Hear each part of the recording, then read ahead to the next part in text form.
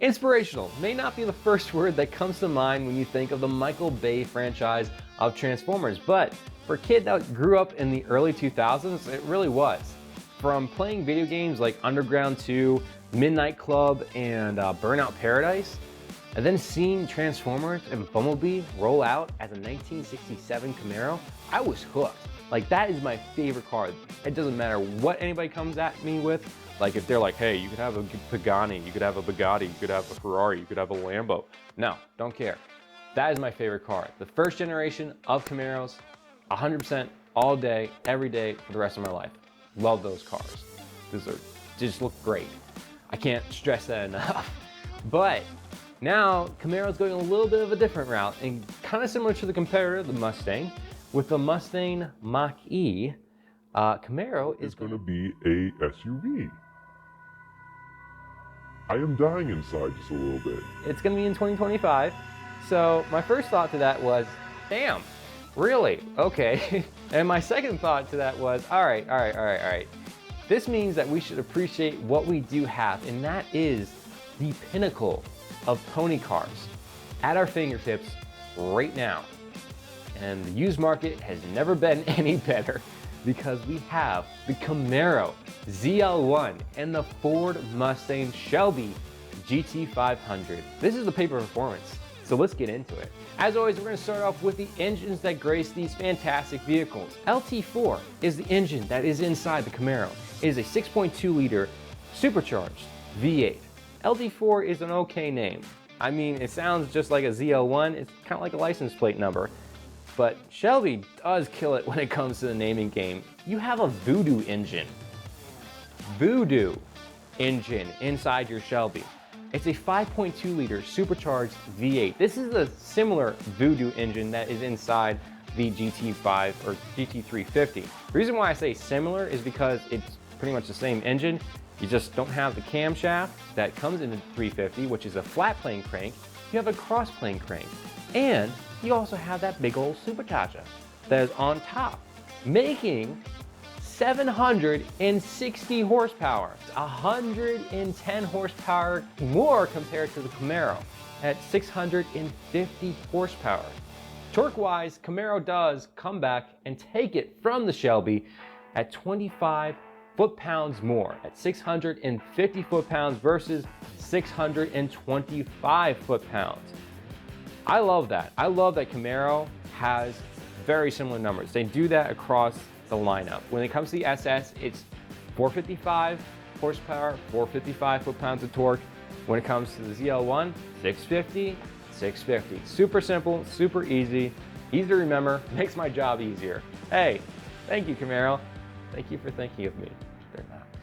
Weight-wise, 3,886 pounds for the Camaro. This is much lighter compared to the 4,171 pounds that the Shelby sports. Both these cars, like inside-wise, I think you're going to feel a little bit more spacious inside the Ford. I've been in Camaros. They are cramped as hell. Peak horsepower is made at 6,400 for the Camaro. It's not too bad, but I have a special place in my heart. It doesn't matter what brand it is, it doesn't matter how many cylinders there are, it doesn't matter the configuration. If you can make peak horsepower or make the engine rev above 7,000 RPM, I like you. Peak horsepower is made at 7,300 for the Shelby. Shelby, you won me over with that. That is really cool. It does not do as well when it comes to peak torque. 5,000 RPM for your peak torque when you have a GT500. Camaro does a lot better, 3,600. You are putting down that power off the line. And that is one thing that I do want to go ahead and touch on before we get to the 0 to 60. We haven't done power to weight ratio in these videos before, and I want to start adding it in here because it does show so much when it comes to 0 to 60 and the quarter mile time. And yes, I do understand these cars aren't made for the quarter mile, but God damn it, we're gonna take them to the drag strip.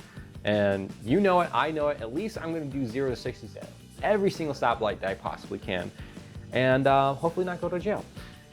Power to weight ratio for the Camaro is 1.72 horsepower per 10 pounds. That's not bad.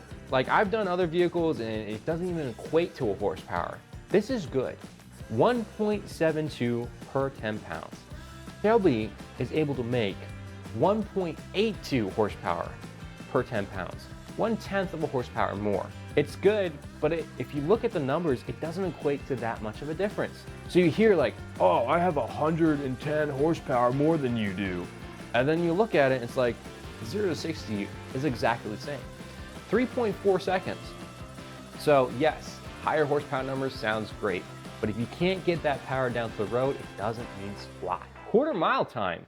This is where it does differ, and this is where I do have to give it to the Shelby. At 11.3 seconds, it is 0.2 of a second faster than Camaro at 11.5 seconds. Both of these are great. Both of those put down very respectable times. If you did some tweaks and tuning to your actual stock Camaro and Shelby, I think you could probably get very close to the 10s. Price-wise for the Camaro is $72,195. I included all the dollars for you. That is the estimated base price for a ZL1. Base price for a Shelby is $74,095. Pretty much exactly the same. Here's where it really does count though. Don't buy new, buy used. You know why you buy used? Because you can get a Camaro for a lot cheaper than you can an actual Shelby GT500. The reason why is Camaro has been out with the ZL1 for quite a bit more time than the Shelby GT500. So I would suggest going that route. I would get a Camaro. Surprise, surprise, the Camaro guy got a Camaro. But I will say, GT500, it's better sounding. It is kind of better looking. Like, it depends on your taste. The ZL1 looks fantastic, but there's something about Mustangs. They have a good design. They've always had a good design, pretty much. So I would say that the GT500 takes it by looks just a little bit, but I would go with the ZL1. So let me know which one you would go with in the comment section below. Let me know if you like these types of videos. I love doing these videos. I will keep doing these videos even if you don't like them. And yeah, so if you like this stuff, please let me know that you do.